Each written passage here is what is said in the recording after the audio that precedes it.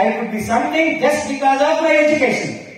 కాబట్టి ఎందుకు చదవాలంటే దీనికోసం చదవాలి. నిన్ను నువ్వుగా నిలబెట్టుకోవడం కోసం, నీ యొక్క క్యారెక్టర్ ని పెంచుకోవడం కోసం, నీ ఔన్నత్యాన్ని పెంచడం కోసం, దేశానికి సేవ చేయడం కోసం, నా తల్లిదండ్రుల కుటుంబాన్ని గొప్పగా ప్రపంచం చూడటం కోసం, నా దేశం తలెత్తి తిరగాలంటే ఈ సమాజంలో, ఈ ప్రపంచంలో నా దేశం గొప్పగా ఉండాలంటే నేను చదవాలి. గుర్తుపెట్టుకోండి. అర్థమైందా? చదువే మన దేశానికి దిశానిర్దేశం చేసే ఒక గొప్ప ఆయుధం, అంతేగాని ఆయుధాలు కాదు. అందుకే వివేకానంద ఏం చెప్తాడంటే, education is the manifestation of perfection which is already in man. అంటే ఏంటి అర్థం? Education is the manifestation of perfection which is already in man. మీలో, నాలో, అందరిలో చదువు ఉంది. పుట్టుకతోనే చదువు ఉంది. తల్లి గర్భంలోంచి వచ్చినప్పుడే చదువు ఉంది. The purpose of the teacher is to awaken it. అంటే అర్థమేంటి చెప్పండి?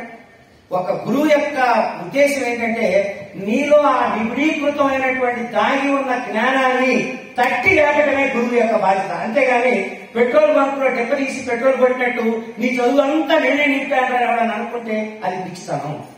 గురువు వల్ల కాదు. ఆచార్య పాదమాదత్తే పాదం స్వమేధయా పాదం సర్వటే జ్ఞానం పాదం కాలక్రమేణ. తైత్తరీయ ఉపనిషత్తు చెప్తుంది మాట. అంటే ఏంటి? ఆచార్య పాదమాదత్తే. Through teacher you can learn only 25%. మీరందరూ తల్లిదండ్రులు అనుకుంటుంటారు, మంచి స్కూల్ పంపాం, పెట్రోల్ బంక్ లో పెట్రోల్ కొట్టినట్టు, హోటల్లో భోజనం పెట్టినట్టు, మా వాడి కడుపు నిండా బుర్ర నిండా పెట్టి పంపించేయండి అంటారు. పెట్టలేవు.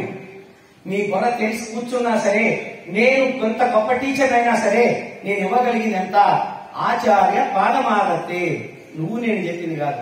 యాజ్ఞవల్క్య మహర్షి, యశస్వి మహర్షి, వాల్మీకి మహర్షి చెప్పిన మాటలు చెప్తున్నా.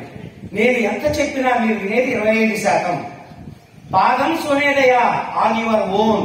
అందుకే స్వరగా చదవాలి, సొంతగా నడవాలి. తల్లి చిన్నప్పుడు చంకనెత్తి తినిపిస్తే పిల్లాడికి తినిపిస్తుందని ముచ్చట పడతారు. కానీ 20 ఏళ్ళని చంకనెత్తుకుంటే ఏమంటాడు పక్కనాడు? ఏమైందమ్మా నీ వాడి కాడి చేతులు పడిపోయింది అంటారు.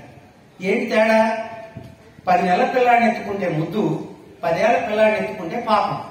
కారణం ఏంటంటే వాడు అచేతనమైన వ్యక్తి అయితే.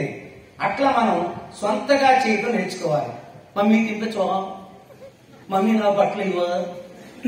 ఎవరు చేస్తారు బట్టలు?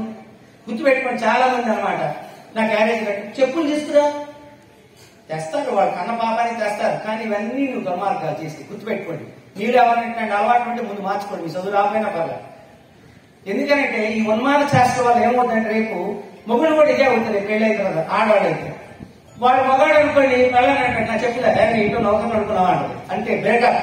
తెల్లరేపాటి కదా నాకు వద్దు, అడగద్దు, ఈడొద్దు. కోర్టులు అందుకే ఎమర్జెన్సీ అయిపోయింది. అసలు ఇప్పుడు ఏదో ఏం లేవు, విడాకుల కోర్టులు ఎక్కువైపోయింది అనమాట. కంపాటబిలిటీ అంటే